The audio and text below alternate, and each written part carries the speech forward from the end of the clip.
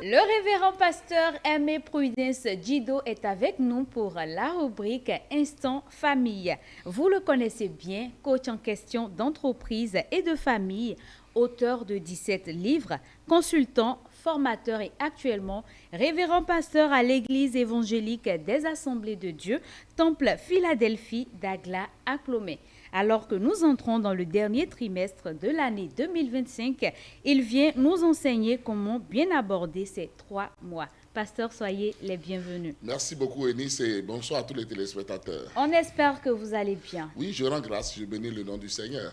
Dites-nous, les 3 derniers mois de l'année revêtent-ils une signification particulière dans la manière de clore l'année? Oui, c'est très important de considérer les 3 derniers mois de l'année. Parce qu'on dit souvent, ce n'est pas le début de quelque chose qui compte, mais c'est sa fin. Et lorsqu'on parle des 3 derniers mois, ça veut déjà dire qu'on vient d'achever les 9 mois de l'année. On vient de diviser l'année alors en 4. Et les 3 derniers mois sont vraiment des mois considérés pour pouvoir réaliser ses objectifs, pour pouvoir récalibrer les choses, pour pouvoir aborder correctement les fêtes de fin d'année, pour pouvoir mieux préparer même l'année qui vient. C'est de ça qu'il s'agit. D'accord. Le thème qu'on aborde aujourd'hui, c'est comment aborder les 3 derniers mois de l'année. Oui, il faut déjà aborder les 3 derniers mois de l'année en sachant que c'est vraiment les 3 derniers mois de l'année. Et là, il faut commencer déjà par faire son suivi-évaluation. Suivi-évaluation de son PTA. PTA, plan de travail annuel. En entrant dans l'année, on a sûrement un PTA. Alors, nous abordons maintenant les 3 derniers mois de l'année. Où est-ce que nous en sommes exactement?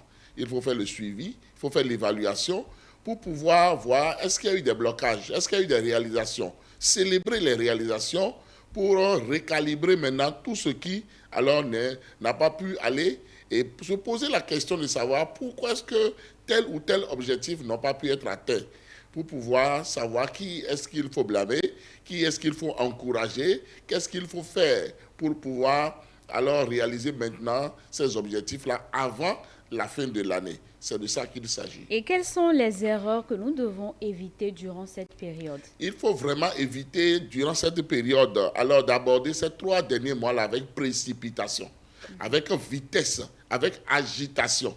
Nous devons faire confiance en Dieu, ce Dieu-là qui nous a conduits depuis le premier mois de l'année jusqu'au 9e mois qui s'achève. Alors, il est encore le même. Il va nous conduire pendant les 3 derniers mois de l'année et tout ira pour le mieux.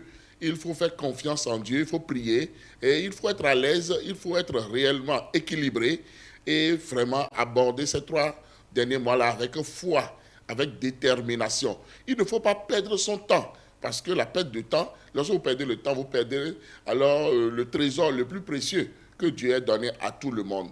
Il ne faut pas perdre son temps par des chronophages, des promenades, trop de sommeil, la paresse, la lenteur, la négligence, trop de bavardage. Non, tout cela, faisons très attention de ne pas perdre notre temps parce que le temps est précieux. Les 3 derniers mois sont là. Il faut pouvoir maintenant capitaliser en temps pour mieux produire, pour ne pas perdre vraiment en vitesse et mieux préparer aussi les fêtes de fin d'année, mieux préparer aussi l'année qui vient. Est-ce que cela a un impact sur l'année à venir? Oui, sûrement. Mon premier livre parle du bilan annuel à la planification du nouvel an. Lorsqu'on fait le bilan, déjà, à partir de maintenant, de l'année qui est en train de finir, alors il faut maintenant planifier la nouvelle année.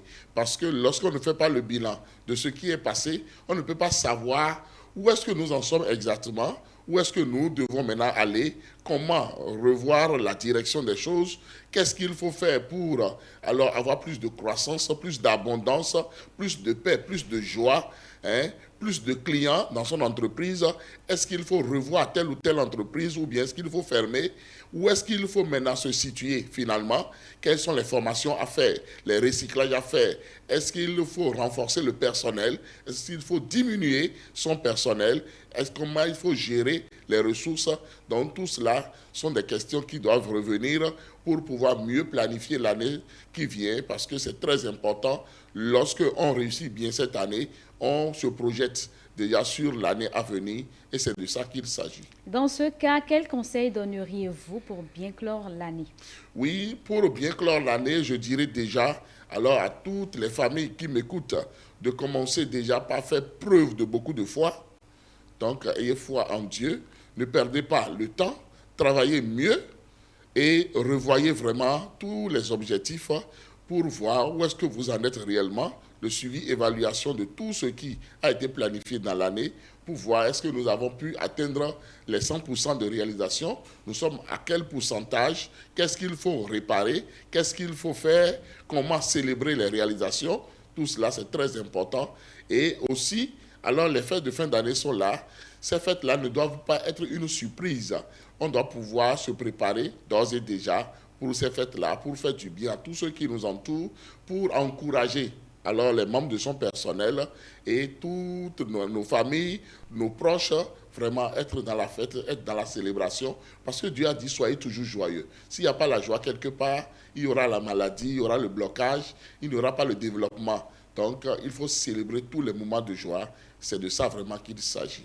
Est-ce qu'il faut se retrouver en famille et en parler? Et est-ce que pendant ce point-là, est-ce qu'on doit s'accuser de ce qui n'a pas été bien fait, de ce qui a été bien fait dans la famille et tout ça? Oui, on doit pouvoir se retrouver en famille parce que je l'avais déjà dit ici, même un bébé alors est déjà un acteur de cette famille-là et doit être riche parce que dans chaque famille, on a déjà institué l'éducation financière et chacun est déjà un entrepreneur. Donc, il faut pouvoir se voir tous ensemble. Les entreprises de chacun, à quel niveau est-ce que nous en sommes? Les entreprises de la famille, nous en sommes aussi à quel niveau?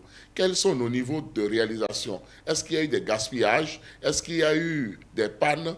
Est-ce que nous avons perdu des clients? Pourquoi est-ce que nous avons perdu des clients? Est-ce que parmi le personnel, des gens ont démissionné? Pourquoi est-ce qu'ils ont démissionné? Est-ce que nous payons bien? Est-ce que nos outils de travail sont en santé? Est-ce que nous avons prévu l'amortissement? Est-ce que nous devons renouveler certaines choses? Donc tout cela doit être discuté en famille, mais on ne doit pas prendre ce temps-là pour commencer par alors se flageller, s'auto-flageller, s'accuser. Non. On doit pouvoir se parler franchement et prendre des conseils pour mieux faire à l'avenir et aborder ces 3 derniers mois de l'année de façon sereine, de façon équilibrée. Comment aborder les 3 derniers mois de l'année? Pasteur, on va en parler en langue locale. Eh bien, miro di rero jide soaton de me miro bibio di moyi soaton gudoton we oton le o ne mina si ku sonu mo lobona blonu ganji ro soaton enele me si hodo mi de gbe bo mi no kolo na mi de le we bodo mi kolo bio soaton enele me kpodo o jejeje ni no po we zun di dokpo o bo e na bata kpodu me de e o e do ne gbo mo mi do ne me de lubo we mi ton mi na yo we nu ozan tito mede mi do so bio khoyo mele o mi do na yin mede lo bona jijai bona li tanu kono tito mele o tito mele o fite mi kadena do khoyo ne mi ozire lo bo ma do enene bo iko so anto mo khoyo na fo bo mi ka do tamene o li pon we lo o akhisi no mi ton le o ye ka jejia e o nu mi so da yo mi ka lu sawe ya ne mo mi ma lu sawe ya ne mo nu le ma ru yi we ya ne mo nu le ka yi nu e nu dagbele o mi na pagbe nu mi de le bo de ma ru yi ele mi na tenkon lo bo na blodo nu mina si wo fo ko yo ganji podo awa jije po podo dona po podo nu ko yi po lo bo mi kala ze mi de le lo bo na ze jonu mawo lo ma we kla mi lo bo mi sire ko yo kaka o blo sun tene o e na level go ala nu mi bo so anton epo mina si ko le blo ganji e ko re ton o wen do le me o e do la jija yi bo me bi kui o viwe a o no ya o to ya bi kui na kendo ko donc o ti me no fi pon bo de vile de so a o aso wa to eyin aso me yi to kede a on e do mo famille si nu mi ton lelo e kan kon yiwe a do ko mi ton lelo nu mi to mi ka so da ilelo fi te mi ka de na mi na se na le bi so do o ateoji lo bona do ko si o lo bo ko e fifo no si ko e de do na dule o e do na so no na de su do wa jije si we nu yin ma o si ko ka do mi na wa jije me tegbe o mi na jo we nu ne le do lo wona e o mi ro wezun jidi mi do ko ya mi wa le ya e o mi na so na si ti an so ro po lo bona se ku blo ganji lo bo nu mi fo ko ganji o mi na le ze ti to me so da e nu we yo yo de me mi na bi o mo e de kon tegbe o ne. Je le disais un peu plus haut, pasteur, que vous êtes formateur. Oui. Avez-vous des formations disponibles actuellement? Oui, j'ai mes 20 formations payantes qui sont toujours logées sur Telegram. hein, veuillez me contacter, vous allez rentrer dans ces formations-là. Au-delà des audios de formation, alors il y a des livres en PDF qui viennent renforcer chaque formation qui vous attendent. Et pour vous, pour se procurer de vos ouvrages, comment faut-il faire? Oui, contactez-moi déjà. Et puis, je voudrais signaler aussi que tous mes ouvrages sont sur Amazon, pour ceux qui sont à l'extérieur. 2 de mes ouvrages sont aussi en audio. Vous pouvez me contacter pour les avoir facilement. C'est aussi logé sur Telegram. Du bilan annuel à la planification du nouvel an et sur le chemin de la discipline. Ces 2 livres sont déjà en audio. D'autres vont encore venir tout à l'heure en audio aussi. C'est de ça qu'il s'agit. Vos contacts, s'il vous plaît. Oui, pour me contacter, il suffit de taper le plus 229 01 95 15 67 40 ou le plus 229 01 97 56 63 34.